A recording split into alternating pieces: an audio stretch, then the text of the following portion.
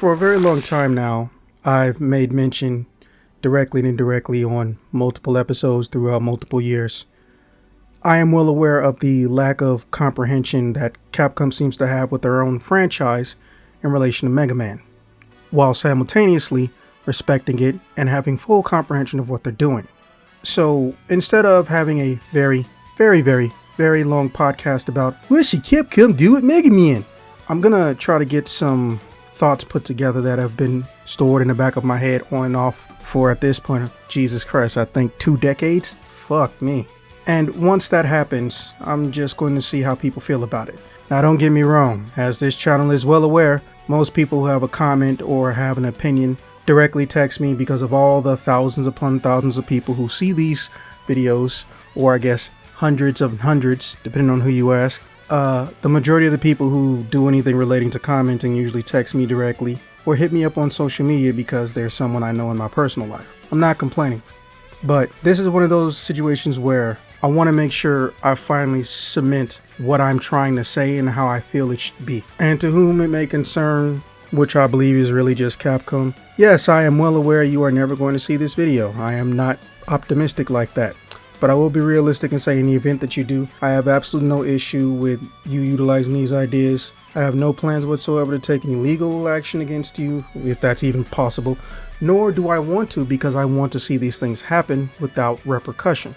So let's get into it. First and foremost, I'm going to tell you right now, I'm going to try to go in Mega Man based chronological order. For the uninitiated, that is Mega Man, that is X, that is Legends. Then you go directly into Battle Network, Z, ZX, and we'll have honorable mentions such as Command Mission, and we will go into Mega Man Future. First and foremost, Mega Man's format, as far as game design, is kind of sort of, for lack of a better term, what you would call traditional. Deviations are a rarity, and most deviations lack any true creativity or uniqueness, and if they are, they do not make it past their initial game that they are perceived to have started from 9 times out of 10. We are now at Mega Man 11 or Mega Man 12. That's kind of high. Now, as someone who has played Mega Man's 1 through 9 to completion and kind of sort of legitimately lost interest in everyone that came after that, I will be the first to tell you that yes, it is a very marketable formula. You have to look at it almost like Mario. Mario essentially does the same thing, but they give him a new feature and function for one title that may never show up again. Looking at you, Suds system or whatever that water pressure system was from Mario Sunshine. Oh wait, it does show up in Smash Brothers. Whoop-de-doo. Let his format evolve. Let someone else who has had far less marketing and screen time and sequels be in that slot of somehow being different but the same simultaneously. Okay? In fact, I recommend that the ZX series go into that slot. Yes, you can increase the production values, you can increase the enemy type, the stage types, but let Mega Man evolve. Let him progress. Motherfucker still can't jump on walls. Look, Mega Man should move into time travel, or rather dimension hopping, whichever one Capcom sees fit. I think Mega Man should have the option to be missing and no one knows why he's missing in X, be a myth or a coincidence that his name is also considered to be Mega Man in Mega Man Legends, and in Mega Man Z he considers it a violent hellscape that he would try to avoid happening if he can figure out how to go back into the proper timeline that he's from. Personally, let the chase for Wily die. During Mega Man 8, we got a small glimpse into a different type of evil. A foreign evil that was otherworldly, literally, hence why we got Duel. Let Mega Man and Duel work together, get new forms or really a redesign. Let Mega Man not be a boy and let him actually look to have the appearance of an adult, kind of sort of like X. Please, let him do other things than jump, shoot, slide, and throw out an elemental attack. He's earned it. He's old enough to rent a car, vote, and drink, and smoke. And yet, he's basically the same. Throw a Proto Man in there too. Let them all get lost in time or in outer space and just figuring out how to get home. Let this be the official Mega Man RPG. Let this be the series where Mega Man can meet old foes, he can meet new friends, and he can also occasionally dip through time, or if he does get back to Earth, wherever he may be, eventually meet the other characters. Please, just let him see what his legacy grows to be. Please. Now moving into X, well, let's be honest. We all want X9. We don't want it to be that FPS stuff that they were trying to do. I would show footage, but if memory serves, Capcom's still kind of salty about that even getting leaked out. So maybe I won't, or I'll just do a screenshot. But in case I don't do any of that, or I can't do any of that without the video being taken down numerous times, there was an attempt to make Mega Man X a reboot, similar to the veins of Devil May Cry. Yeah, I still have nightmares about that one too. Now in that case, essentially it was a first-person shooter. X didn't have a face, and I'm not even sure how Zero was going to function if he was even brought up in the slightest. Listen, Mega Man X has been popular enough to have their own variants, continuations, side stories, etc, etc. Please turn this into a true and genuine action game, and yes, put it back in a 3D perspective. Capcom, you have enough people in-house, and you can also outsource enough people to conveniently make sure the game can function. Devil May Cry is your modern / gothic angel versus devil scenario, themed after both Cobra and, quite literally, Dante's Inferno the book. Well, what do you really have in your sci-fi sector? You had a 2013 Strider sequel, I think it was in 2013, maybe 2015, I don't know, and that's it. Capcom, your sci-fi games beginning in with Exo Primal, okay? It seems like there is a natural interest in trying to have that aesthetic be more prevalent, or at least put some effort into it within the company, or at least the people the company chooses to produce their titles, okay? Why can't we have Zero controlling like he was in a Devil May Cry game? Why can't we have Zero controlling like he was in Bayonetta? And the same for X from Mega Man X, okay? You got so close with Mega Man X8. Mega Man X8 was a refinement of a formula, and then you said, nope, let's not make it 3D ever again as far as movement options, when you didn't even need to. Listen, all you have to do, and I cannot stress this enough, with a lot of these titles is evolve the formula so they have delineation and differentiation. Because if I play Mega Man X, and I know Mega Man 12, 13, 14, umpteenth is going to come out, as a new person or someone who hasn't touched a franchise in decades because Capcom doesn't know what the hell they're doing, and I don't mean that in a derogatory way, I mean that in the you've expressed that you don't know what direction you should go in, or you don't have a set direction, which means you don't know what direction you should go in. I want to be able to distinguish these Mega Men and their offspring. Let Mega Man X be Capcom's sci-fi cooperative Devil May Cry style format game. You don't need to make them long. You don't need to spend a massive amount of money. You just need to make the, I guess, what you would call the equivalent of an A or a AA game with Mega Man X, have multiple playable characters. They don't need to be necessarily a part of the story. Again, you built the groundwork with Devil May Cry for a special edition. Now it's time to build up on that, Lego style. It's not hard. You could even have DLC where X turns into other different versions of his armors. Seriously, it's right there. It's right there. Moving into Legends. Wow, man, that one's really hard. I guess we go make Mega Man Legends 3. Just go make Mega Man Legends 3. Almost everything I stated about X and Mega Man applies to 3 automatically. You already were updating the gameplay format and evolving the style. It was going to be an adventure game. It still could be. You don't need to have extremely technical combat. You had a story that was interesting, and it genuinely did not fucking matter that it was, for lack of a better term, very comical and PG-13 and lighthearted. People didn't mind it. Please, make Mega Man Legends 3. Go get the exact same people who had started on it. Go get the exact same people who were working on it. And just tell them, hey, you're not going to be on the 3DS anymore. You're going to be on the Switch and whatever comes after the Switch. Just let them fix what they wanted to fix. Oh, and have more playable characters. And more customization options for those other playable characters. The whole, instead of changing to an elemental attack, but changing your actual weapon to offensive or defensive, that was pretty clever. A lot of people liked it.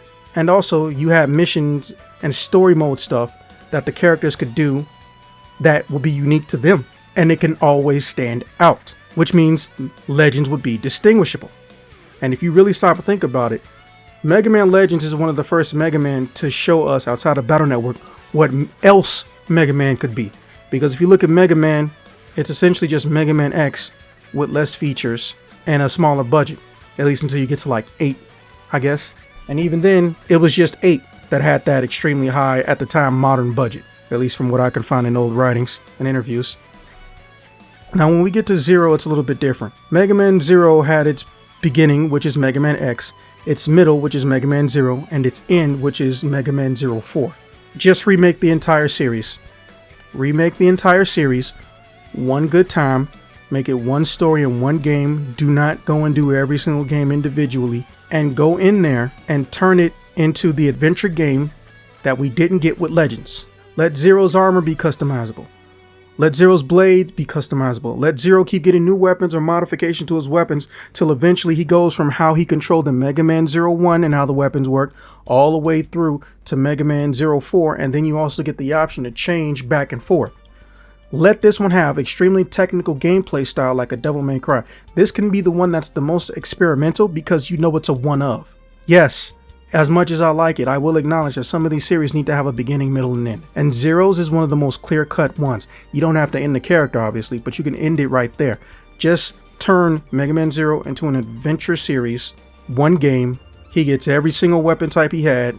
Yes, people will get tired of fighting the same bosses over and over again, but guess what? They won't have to worry after this because it's all one story. Or you can make it Mega Man 0 Part 1, which goes through games 1 and 2 on 1, 2, and 3. And then it goes into Part 2 when that comes out, and it's games 3 and 4. Okay? And again, you don't have to have this $100 million budget. You can make it an A or a AAA game. Lower resolution or make it cell shaded, give it a toon shader. And again, have combat experts who worked on Devil May Cry working on this. There's already a man making a Devil May Cry orientated combat style for a Mega Man 0 fan game.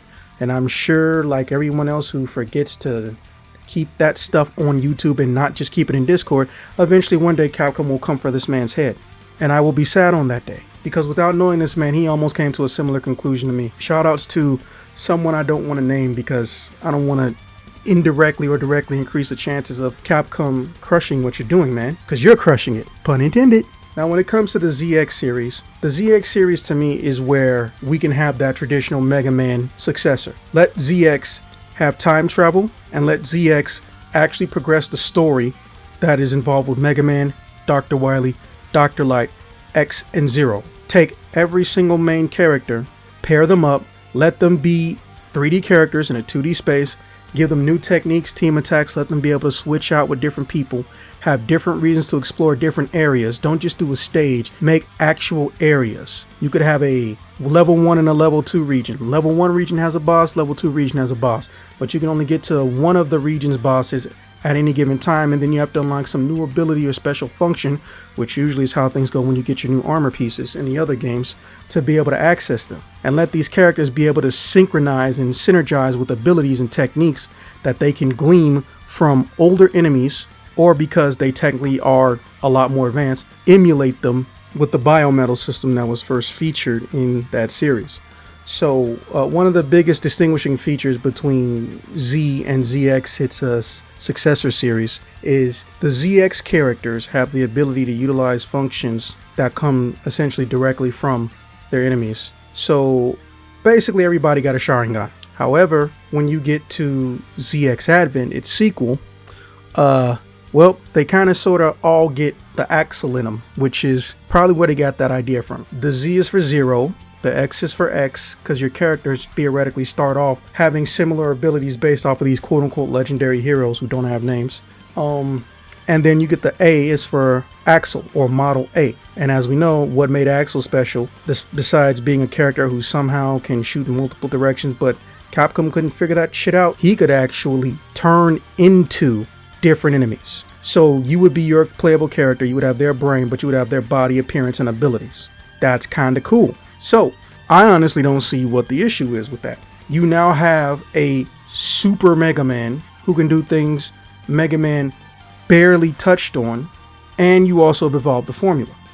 Oh, Mega Man gets one special attack that looks similar to something from the original enemy, whilst he's using a copy of it, basically, you know, a taller version of Kirby. Nope. Now you become your enemy. You wear your enemy's skin. There you have it, so to speak. Now, we're going to go into some of the big boys, or the more recent era movers and shakers, although recent is a relative term, all things considered. So for some of you, Mega Man Battle Network's franchise and marketing and promotion rivaled essentially the original Mega Man. As most of you know, with any Japanese gaming company, especially in the 80s and 90s, Their job was to basically try to dip their characters' toes into anything they could think of, and I don't just mean toys. So that didn't really all hit over here until Battle Network happened, and it was only specifically written in Battle Network because, although it's not mentioned now, Battle Network was one of the best rivals to the whole concept of Pokemon. Now, many people will tell you that their franchises are as different as night and day, that you can't compare them, or you shouldn't, because how they function and their features are completely different. And I'm here to tell you whatever gets you to sleep at night, homie. Look, Battle Network had television shows, it had graphic novels, it had toys, and I believe it was partially featured in its own physical card game on multiple occasions. I didn't play them though because I knew they weren't going to last. So look, that hasn't really happened for any other version of Mega Man that came over into North America. X has his own entire model kit or action figure line that again practically has never made it to North America. Mega Man's toys were few and far between, and most of them seem to be based off of, quite literally, the non-existent cartoon version of Mega Man, the super fighting robot. Yeah, that guy. Fun fact, he was also voiced by Goku. And Proto Man was voiced by the guy who played Dual Maxwell. Can't remember their names, this is Mega Man video, not gonna get into it. This franchise is so big that it legitimately has exclusive fans. Now let me tell you what I mean by that. An exclusive fan is essentially someone who sole interest in a franchise is based on one particular body of work.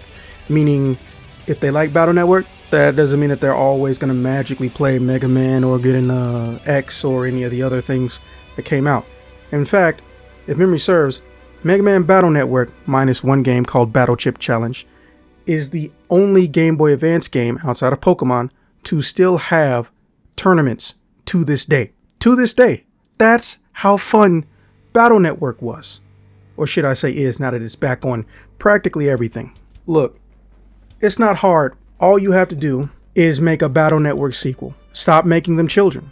Let Mega Man age, let Lan age. And since technically Mega Man is a hybrid existence, he actually can grow to some extent. You can put in a good reasoning for Mega Man to magically want to leave Lan alone, or you could do something like something takes over and corrupts Mega Man, and you need to have your whole team essentially help you get him back. But Lan needs a new temporary net navi, and let Lan get a net navi called X, and Zero decides to help him and they become friends over time. Make up a scenario where we can just get a unique navi with a dual existence looking for another unique navi with a dual existence, okay? And then Lan also has to wrestle with what happens when you're an actual adult. You know, you want to find this net navi, but the world don't care. You got to pay your bills, you got to feed your kids, you got to do what you got to do to survive. Basically, some type of Persona-esque version of the Mega Man Battle Network series. You can still keep the grid, but make the characters 3D. That was a very unique RPG combat format. Obviously evolve it to some extent, you know, maybe make layers to the grid. Like instead of just tiles and panels, there's also floors. Sometimes you can just jump up to them, or you have to use special chips to get up to them, or sometimes there's stage areas that you can't get to unless your character has some type of mobility chip on them. And of course, when they get armors or special weapons, you can get rid of those chips so you can have more combat-based abilities. There are so many routes that you can take Battle Network, it's not even funny. The only thing that they really need to change verbatim that I know for a fact is they need to make it 3D. They need to change it from that basic grid. They need to add layers to the grids, elemental variety, angular variety in the literal sense. Why don't they have to be squares? Let them be triangles, etc., etc. And I guarantee you the fans will come. In fact, if they tried to make a physical card game off of Battle Network, now that it's back with the proper promotion and doing the opposite of what Konami does with Yu-Gi-Oh!, I can almost guarantee that that one will be successful. Now I guess that brings us into the honorable mentions, or just something near and dear to my heart I want to get off my chest. Mega Man X Command Mission was an RPG that was made with a shared budget that was also factored into Mega Man X8. Keiji Inafune didn't want to make it because, well, he just decided to disobey his own supervisors. He was told, you're making a Mega Man X RPG, and then he immediately said no and then made someone else do it on his behalf. Because according to him, and this is barely paraphrased, Mega Man has to be an action series. He's not meant to be an RPG. First off, motherfucker, why you acting like you don't know what an action RPG is? But that's a whole nother matter we can get into, and I don't really want to start in on Inafune. That man deserves his own documentary for the random levels of somehow creativity, corruption, and just plain old delusion and ignorance. I don't even know if I truly respect that guy, because some things, you can blame on age and era, and some things it's more like, so you just said it and you act like you're right. You know you're wrong, but you just got away with it. Again, we be here all day. The main focus is his creation though, not him the person. When it comes to Command Mission, this was one of the first times we truly saw a story being told where the characters get to properly emote. There's actual dialogue outside of just meeting a boss. And even though it was extremely short, I wouldn't even call it an RPG, the fact that it's under 12 hours, if you really try, it deserves, and I do mean it deserves, to have its day. Not to mention, I still can't tell, is it a side story or is it an alternate timeline? It really confuses me, because at the end of that game, the characters are stranded and they're waiting to be picked up, or they're going to teleport back to their HQ. Whereas in X8, they're coming down from an orbital elevator, and Axel may be infected or may have some type of new evolution that may be the reason that we have biometals in the future in the ZX Advent series. There's so many ways to tie things together. But the Command Mission is capable of standing on its own legs. I would say make it into a legitimate action RPG.